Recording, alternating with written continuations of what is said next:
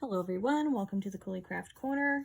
Thank you for joining me today. It is my second video for the Cooking Up a Journal collaboration that I have going with Jovi. I'm going to list all the participants down below, as well as Jovi's digital kit if you'd like to create along with us and pick that up, as well as her Facebook group where you can get the freebies that go alongside the digital kit. So for my next project, I wanted to work on like a cardstock page for the journal. Which again, refresher, if you haven't seen, this is the book that I'm working with.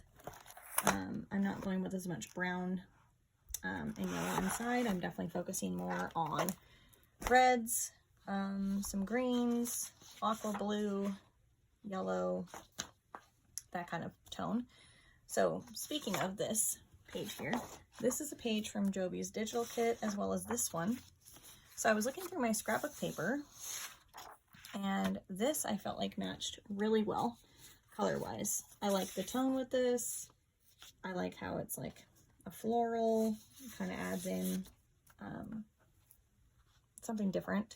And I wanted some more flowers in it just because I really like flowers in my journals, just a personal preference. So I think on the back side, I want to do like a collage page. So that brings these into play. This is a page pack that I got from Carol at Crinkled Path.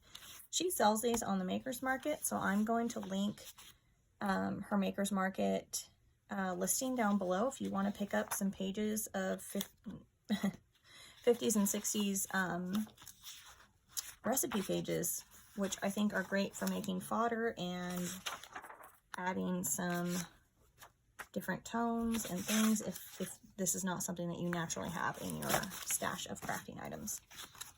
So I think I am just going to kind of like rip the pages and glue them on how I see fit. Let's see, make sure I'm kind of in screen and squarish. Okay, I think I want it to mostly be text, but I'm not opposed to having a little bit of images sticking out. Let's see. Strawberry avocado cups. Not sure how I feel about that, but we're just going to start layering. So I have a glue stick. I intend to go and stitch around this page when I'm done. So again, visual interest. I think it'll be nice. Sometimes with this stuff, I don't obviously use my Fabri-Tac, and I am not really the biggest fan myself of the art glitter glue. I don't know if I just use too thin of paper, but it just gets all ripply and bubbly, and I just don't like the look of it. I don't think it works well for me, personally. So I'm going to do that, and we're going to take pages from this casserole book. And we'll just slap this on here. Anything that's left over on the sides, I will trim off with some scissors when I am done. Ooh, this glue is wanting to come off in giant pieces. Okay, maybe like that. And you can see this little piggy here. I really like the patina on some of these pages that Carol has. I mean, the foxing on the pages is just beautiful. Okay, how about this? I'm just going to rip out part of a recipe. This paper's pretty brittle, so it is definitely perfect for this type of collage assortment. I think I'm actually just going to stick this down here. And since the bulk of that side was blank, I'm just going to leave that off so I can just trim it. Honestly, I can just kind of tear it right now to make it a little bit easier on me. Okay, let's see. Let's pick another page to go on top. Oh, there's another page. I think he's going to have to go on here somewhere. Maybe at the bottom. Vegetables, mix and match soups. Okay. I like how there's so many like different font sizes and types in cookbooks. I think that's actually one of my favorite things about them is they're just visually interesting, which is why I think this type of collage project is going to be a nice one to have. I'm just going to put that on there. And if I have little pieces like this that really don't want to stick down for me later, then I will go back with some Fabri-Tac and adhere them better. But for now, this is doing the job. Okay, let's take another larger page. Oh, these are nice. I like these. I just don't want a lot of like pictures, but I like these little snippets of graphics. Okay. This is about fondue suppers. I'm just gonna rip that. Let's see, hold my finger here so it doesn't rip past it. Kind of use it as a guide. There we go. Go back to my sheet here. Rip off some more. I think I want to stick that like right there. So leave a comment down below if you are doing this collab with us, because I would love to see who else is making some journals besides the participants that we have. I think cookbook journals are such a nice heirloom type of item, and that's what I'm making this one for, is for one of my kids. Eventually I'd like to make one for each one. Hopefully I will be able to do that with the time that I have. That's kind of cool because it like lists what ingredients it needs. Stir this. It's almost like a shortcut version of, you need this ingredient for this soup. That's kind of cool. And I like that it looks different. We're going for visual interest. Okay. Just gonna maybe be easier to glue the paper. Yes, it is easier to glue the paper, so I definitely recommend doing that. Okay, and then let's get another one of these like deeper pages. Ooh, lasagna, can't go wrong. I am gluten-free, so I have to use gluten-free noodles, which if anyone is gluten-free, also leave me a comment and let me know what your favorite type of gluten-free noodle is.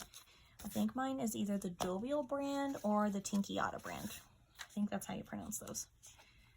I don't know how much my audience is gluten-free, but it'd be nice to know if there are other better options out there, because I'm always looking for more pasta recommendations. It is one of the things I miss textural-wise the most, probably. All right, got that going.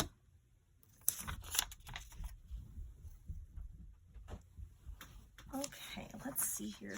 What do I want in this little corner? Let's see, more pages from Carol. Ooh, for the cookie jar. Basic brownies. I obviously cannot use a lot of baking recipes unless I sub gluten-free 1-to-1 flour, which you can do in certain ones and not affect the texture too much.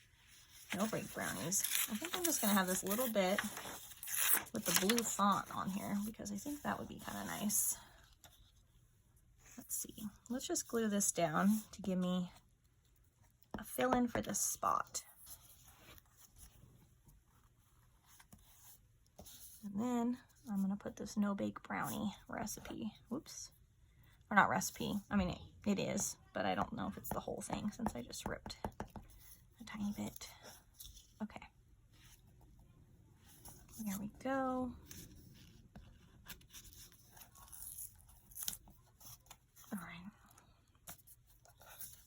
I think this is coming along kind of cute. Again, if I need to glue anything super down later, I'll grab my Fabri-Tac at the end once all this dries.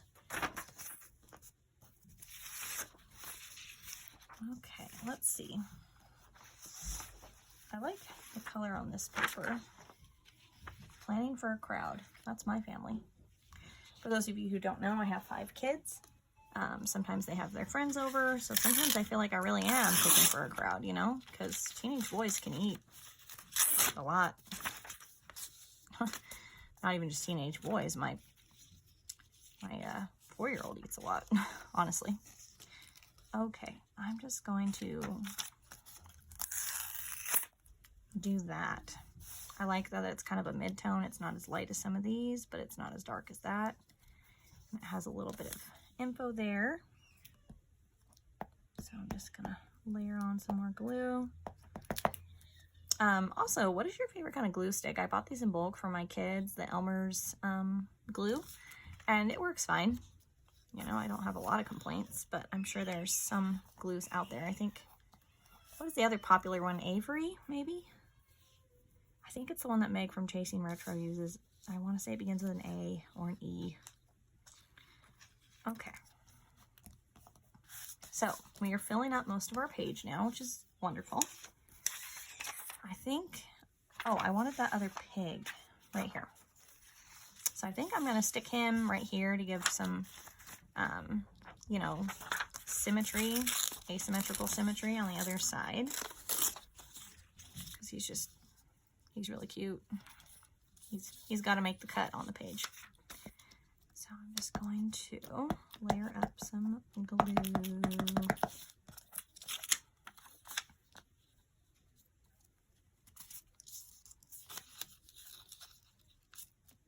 Okay. That looks really cute. I need to fill in like a couple more little spots. I wonder if I can just do it with these pages so that way I'm not ripping up more. So if you want to do kind of like collage pages with like random cookbook pages, and you want a selection of sizes and colors of tone, definitely check out Carol's listing. I'm glad that I have it for this project myself. Okay, I'm just gonna tuck that on there. I need something here, which should probably be a deeper color. Maybe, I don't know. Would a title look good right there? It covers up pretty much my brownies though. There, how about that? That looks pretty good, I think. I think that looks, I don't want to cover up my brownies. Then I'm going to cut off casserole. Okay, maybe not. You always got to give things a try. Okay. No, I don't want those. Okay, now we're getting somewhere, I think. Sweet and sour spare ribs actually sound kind of good. Okay, so I'm just gonna kind of do that. And again, since this is much bigger, I'm just gonna put the glue where I actually want to have the paper stick. Okay.